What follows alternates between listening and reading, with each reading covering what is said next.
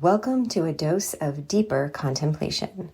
We have cultivated this self-healing practice as we navigate the many aspects of modern life with the desire to be a better human. As a psychic medium, these conversations are channeled, so let's take a walk together and talk it out.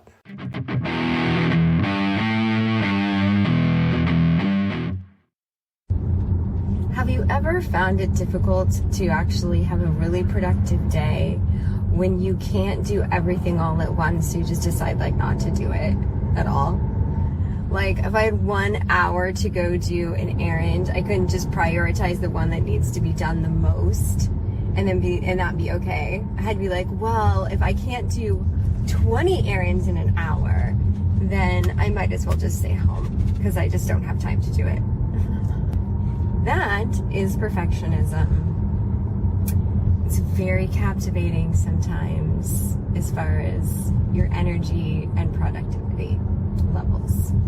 It's like perfectionism and procrastination and anxiety, kind of those things in a good cocktail together, leading to lack of productivity out of fear. Okay. Side note. I'm just saying that was a side note. Here was really, really present to share. It is the eve of my mother's passing anniversary 2 years ago. 2 years ago, this was basically the last day she was alive. Going into the last evening and the last night until tomorrow morning when she transitioned. And I was with her every single minute. Not even just from the eve, from the entire last month. I was definitely there the last minute for the last solid week. But for a month, I traveled back and forth from the hospital that she was in so that I could be with her as much as possible.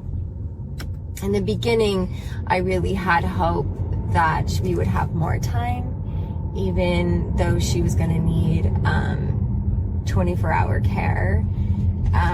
She would never be able to speak again. But we were hoping that maybe the brain tumor would give us a little more time, but it was already taking over. So that was the hope in the beginning, and then that just became more and more evident as the weeks went by that we were not going to get that much time. So I did everything I could to be there for every single minute. It was a very powerful time in my life. I was completely changed after that experience. Completely changed. It was a transitional moment for me too. Whew, so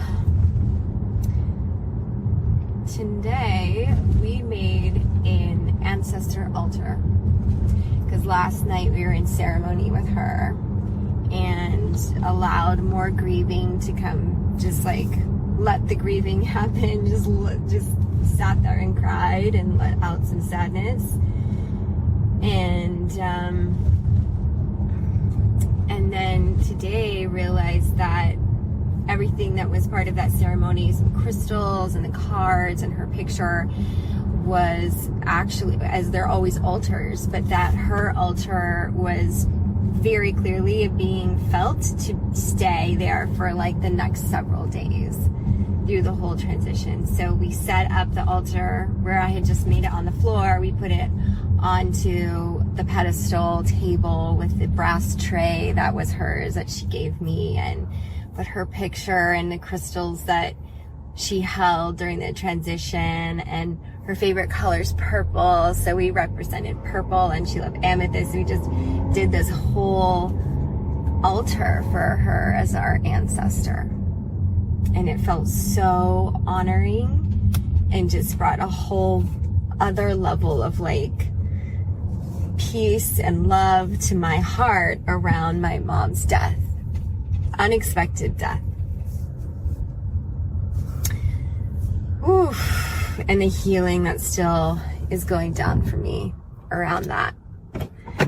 But the share is to try, as an experiment, let's say, if you have an ancestor, a loved one who has passed, that if there's still a lot of healing around that needed, and the grief to be experienced, because once we experience grief, once we actually let it happen, it heals. As in, it does not that it goes away, but it's not painful. It's now alchemized with love and radical acceptance and trust in life that she went when she was supposed to go. And just no matter how much I didn't want that to be, it happened. And to come to peace with that understanding, just, it feels so much better than the pain I can carry around in my heart when I'm in like, why did this have to happen? Why did she have to die? I miss her. This sucks. Sometimes it doesn't feel fair. So the grieving helps clear that inner space, because the peace can't come in, that acceptance can't come in if it's just filled up with the pain. So we gotta grieve, purge that like a good closet purge. Seriously. Once you do that, you're like, oh, look, now there's space. It's the same thing. I had to let some of that grief that had been, building up for several months now, just in those moments of when, like, I thought of her and I missed her and, just sat with it and then kind of like moved on.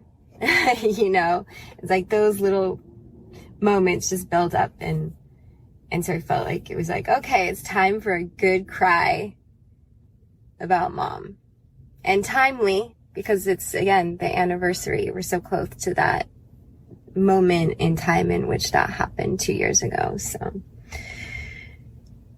the grieving, and then the like bringing in this like loving power of the ancestor altar, a representation, a physical representation of who that person is for you now, especially in their non-physical form, as your ancestor, as your angel, as your guide, as your just love and support beyond the veil, in pure energy form, but still totally there for you, still totally available and willing to love and support and help you in any way, anytime you need it, and you just simply ask.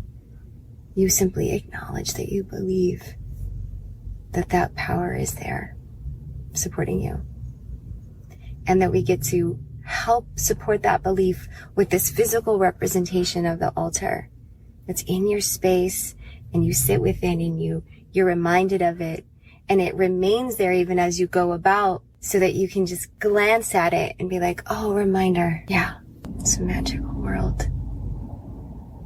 And my mom is part of it. And I'm really grateful for that. And I'm really grateful for that knowing. And that with that knowing, I feel her presence with me. It still makes me cry. But it's like this, like, that like happy, like my heart feels so like full of love cry.